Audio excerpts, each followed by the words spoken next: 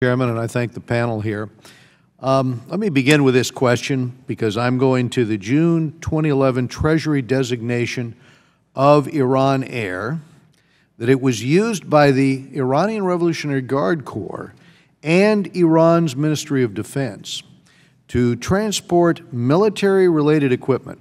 Iran Air has shipped military-related equipment on behalf of the IRGC, says the report, since 2006, and in 2008, Iran airshipped aircraft-related raw materials to a Ministry of Defense-associated company, including titanium sheets, which have dual-use military applications and can be used in support of advanced weapons programs.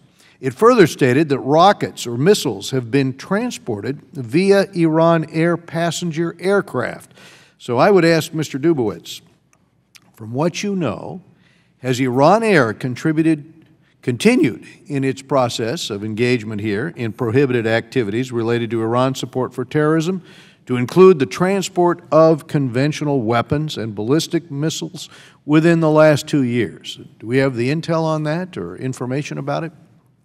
Chairman Royce, in fact, just last month, 3 Iran Air flights went from the IRGC's resupply base in Iran to Damascus, so that illicit activity continues. So in terms of the question, has Iran provided weapons to the Syrian government using Iran Air, I take it the answer is probably.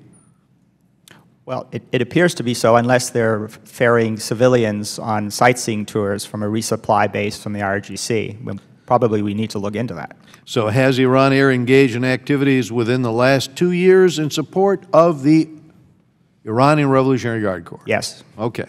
Now, my second question, last question, has to do with the ownership status.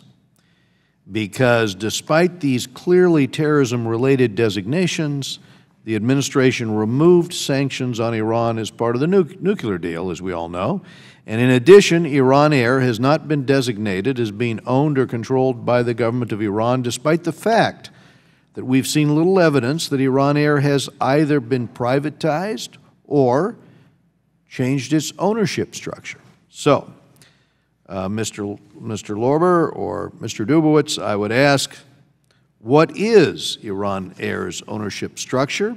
Is it still owned or controlled by the government of Iran? And are any members of the, and I guess this would be of great interest to me, of the Iranian Revolutionary Guard Corps, specifically designated nationals, shadow SDNs, or other politically exposed persons in any of the senior management positions? So, Chairman Royce, Iran Air is still used by the Revolutionary Guards. Iran Air was designated in 2011 because it was being used by the Revolutionary Guards. There's every evidence it continues to be used by the Revolutionary Guards, and there was no reason it was delisted, since that was not part of a nuclear agreement, and there's no reason why it should remain unlisted. And I would just note one other thing very quickly. There are 4 other airlines being used by the Revolutionary Guards that remain sanctioned, and we have no ability to stop Iran Air from transferring, leasing, or reselling those aircraft to 4 other Revolutionary Guard aircraft. Mr. Lorber? Thank you, Chairman Royce. I would also add to that that there's a provision of secondary sanctions regulations which are still in force that prohibit foreign companies from doing business not just with Iran Air, but also with agents and affiliates of the IRGC. So if Iran Air is transporting goods on behalf of the IRGC, it is an agent and affiliate, and therefore entities doing business with it are also subject to U.S. secondary sanctions. And Mr. Dubowitz, when was that last flight, or the last 3 flights that you referenced into Damascus? June the 9th. June the 9th. One month ago. Okay.